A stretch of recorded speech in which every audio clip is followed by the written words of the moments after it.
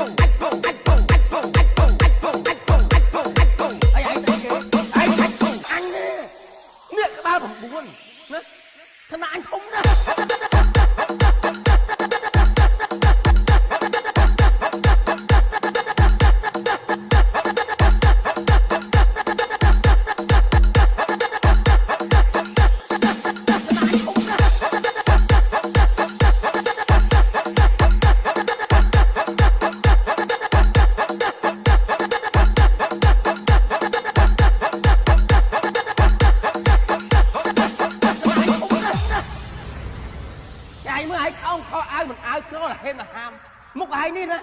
គេដាក់ឲ្យមានណាខួរក្បាលឯងមិនហ៊ានមានផងទៅគេខែផុតចាញ់មកជុកបនកល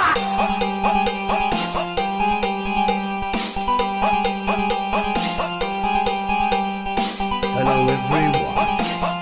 Please welcome to Henry Federline PKHK.